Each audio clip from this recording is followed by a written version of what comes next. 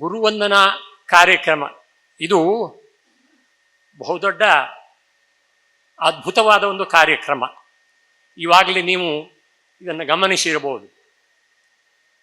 ನಮ್ಮ ಸನಾತನ ಧರ್ಮದಿಂದ ಏನು ಹೇಳ್ತಾರೆ ಅಂದರೆ, ಗುರು ಬ್ರಹ್ಮ ಗುರು ವಿಷ್ಣು ಗುರುದೇವೋ ಮಹೇಶ್ವರ.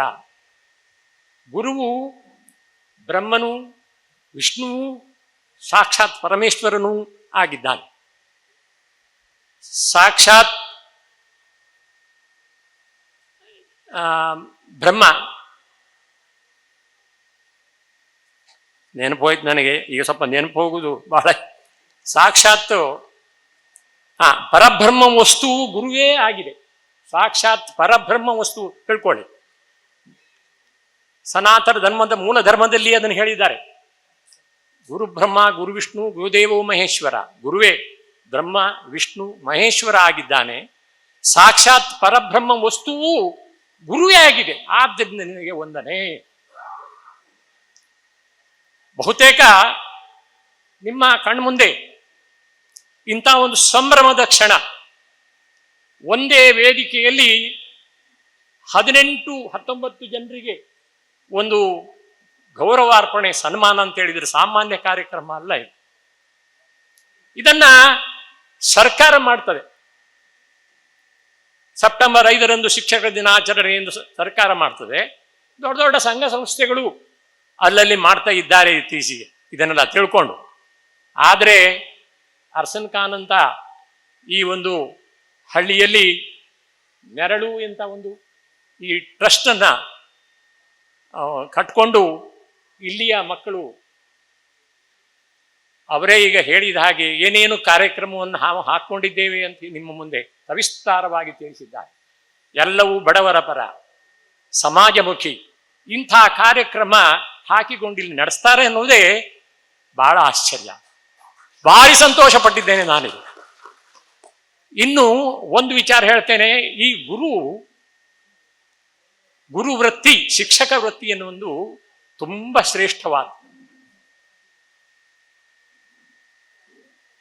ಯಾಕೆಂದ್ರೆ ನೋಡಿ, ಇದನ್ನ ಅಬ್ದುಲ್ ಕಲಾಂ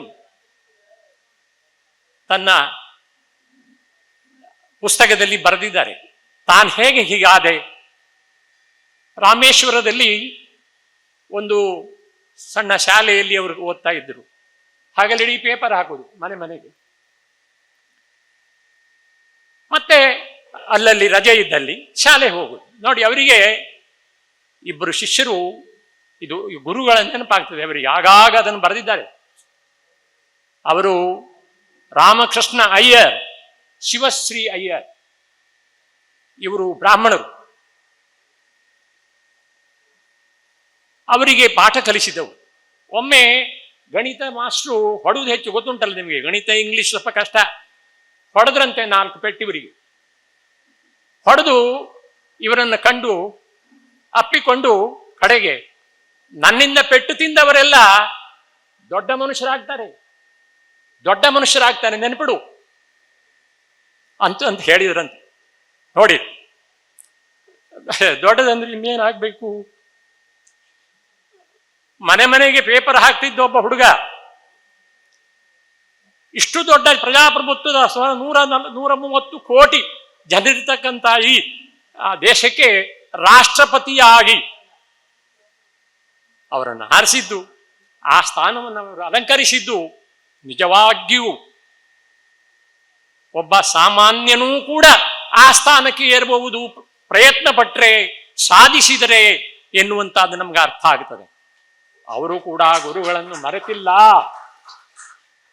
ಅಷ್ಟು ದೊಡ್ಡ ಸ್ಥಾನವನ್ನು ಅಲಂಕರಿಸಿದ್ರು ಕೂಡ ಆ ಎಳೆಯ ಪ್ರಾಯದಲ್ಲಿ ತನೆಯೇ ಕಲಿಸಿದ ಗುರುಗಳನ್ನು ಅವರು ಮರೆತಿಲ್ಲ. ಆದ್ದರಿಂದ ಗುರುವಿನ ಸ್ಥಾನ ಎಷ್ಟು ದೊಡ್ಡದು ಎನ್ನುವುದನ್ನು ನೀವು ಅರ್ಥೈಸಿಕೊಳ್ಳಿ. ಇನ್ನೊಂದೇನೆಂದರೆ, ನನಗೆ ನಮ್ಮ ತಂತ್ರಿಗಳು ಹೇಳಿದಾಗೆ 18 ವರ್ಷ ತುಂಬಲಿಕ್ಕೆ 3 ತಿಂಗಳ ಕಡಿಮೆ ಆದ್ದರಿಂದಲೇ ನನ್ನನ್ನು ಇಟ್ಟುಕೊಂಡು 18 ವರ್ಷ ಆದ ಕೂಡಲೇ ನನಗೆ ಕೆಲಸವನ್ನು ಕೊಟ್ಟರು. 39 ವರ್ಷ ನಾನು ಎಲಿಮೆಂಟ್ರಿಯಲ್ಲಿ, ಹೈಯರ್ ಎಲಿಮೆಂಟ್ರಿಯಲ್ಲಿ, ಹೈಸ್ಕೂಲ್ನಲ್ಲಿ ಮತ್ತೆ BA BEd ಎಲ್ಲ ಮಾಡಿಕೊಂಡು ನಾನು ಸರ್ವಿಸ್ ಸೇವೆಯನ್ನು ಸಲ್ಲಿಸಿದ್ದೇನೆ 39 ವರ್ಷ. ಇಂಥ ಒಂದು ಘನ ಸೇವೆ ಮಾಡಲಿಕ್ಕೆ ನನಗೆ ಅವಕಾಶ ಮಾಡಿಕೊಟ್ಟ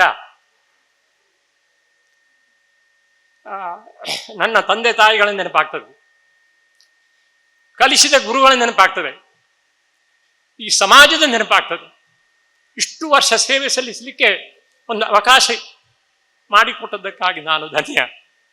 ಆದ್ರಿಂದ ಈ ಅಧ್ಯಾಪಕರ ವೃತ್ತಿ ಕ್ಷಣದಲ್ಲ ಭಾರಿ ಶ್ರೇಷ್ಠವಾದ. ಸರಿ, ಇನ್ನು ನಾನು ಹೀಗೆ ಮುಂದುವರಿಸ್ತಾ ಹೋದ್ರೆ ತುಂಬ ತಡ ಆಗ್ತದೆ.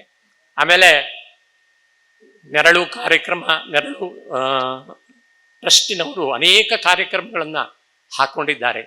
ಇವರಿಗಿನ್ನೂ ಕೂಡ ಇನ್ನೂ ಹೆಚ್ಚು ಹೆಚ್ಚು ಕಾರ್ಯಕ್ರಮಗಳನ್ನು ಹಾಕಿ ಸಮಾಜ ಸೇವೆ ಮಾಡ್ತಕ್ಕಂಥ ಭಾಗ್ಯ ಅವರಿಗೆ ದೊರಕಲಿ. ಆ ಮೂಲಕ ಅವರ ಹೆಸರು, ಈ ಊರಿನ ಹೆಸರು ಮುಂದೆ ಒಳ್ಳೆಯ ಹೆಸರನ್ನು ಪಡೆಯಲಿ ಅಂತ ನಾನು ಮನ ತುಂಬಿ ಹಾರೈಸಿ ನನಗೆ ಮಾತಾಡಲಿಕ್ಕೆ 2 ಅವಕಾಶ ಕೊಟ್ಟದ್ದಕ್ಕೆ ನಿಮ್ಮೆಲ್ಲರಲ್ಲಿ ಎಲ್ಲರಿಗೂ ಧನ್ಯವಾದಗಳನ್ನು ಹೇಳುತ್ತಾ ನನ್ನ 2 ಮಾತನ್ನು ಮುಗಿಸ್ತೇನೆ. ಜೈ ಹಿಂದ್, ಜೈ ಕರ್ನಾಟಕ.